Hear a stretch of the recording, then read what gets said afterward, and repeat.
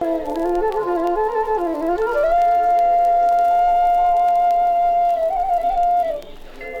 இனிய தமிழ் மக்களே, உங்கள் வாசலுக்கு வந்து வாசிக்க இந்த பாரதி ராஜா புதிய புல்லாங்குழலோடு புறப்பட்டு வருகிறேன். வேதம் புதிது மட்டுமல்ல, இந்த படத்தின் நாதம் புதிது. என் படைப்புகள் ஒவ்வொன்றும் உங்கள் மீது பூக்களை அள்ளி தூவி இருக்கக்கூடும். இந்த படைப்பு பூக்களோடு சில வீரிய விதைகளையும் விதைக்க வருகிறது. காதல் என்னும் நந்தவனத்தின் வழியாகத்தான் என் கதையை அழைத்து செல்கிறேன். ஆனால் என் எல்லை காதல் என்னும் நந்தவனம் இல்லை. மனிதநேசம் என்னும் மலைச்சிகரம் நோக்கித்தான் என் கதை தன் முதுகில் காதலை சுமந்து கொண்டு முன்னேறுகிறது. இந்த கலைப்படைப்பு நம் மரபுகளில் சிலவற்றை மறுதலிக்கலாம், வேத சம்பிரதாயங்களை விசாரிக்கலாம். என்னை பொறுத்தவரையில் வேதங்களை மனிதர்கள் உண்டாக்கினார்களா என்பது முக்கியமில்லை, வேதம் மனிதர்களை உண்டாக்குகிறதா என்பதே முக்கியம். 1000 பூக்களை அள்ளி தொடுத்து அணிந்து கொண்டு வாசனாதி திரவியங்களை பூசிக்கொண்டு வருவது மட்டுமே கலைக்கு கௌரவமாகாது.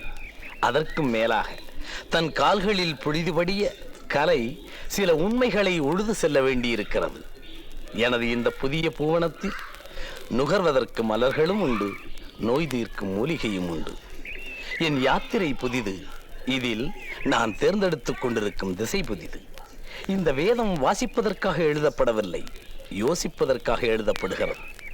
நான் காதலிக்கும் இந்த கலைப்படைப்பை என் இனிய தமிழ் நெஞ்சங்களுக்கு காணிக்கையாக்குகிறேன்.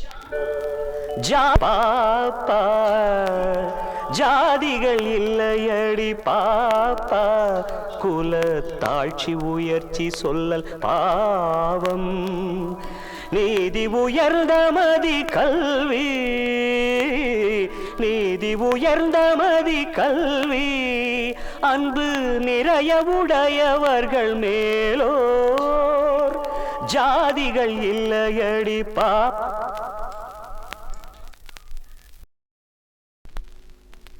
கண்மணி கண்மணி உன்முகம் கண்டிட கண்கள் துடிக்கிறது, முல்லை இளங்கொடி போகையில் என் உயிர் முள்ளில் நடக்கிறது, சின்னமணி கிடம் சிந்தி வழிந்தது என்னை அழைக்கிறது, கன்னி உன் நெஞ்சினில் இல்லை குடத்தினில் ஈரம் இருக்கிறது.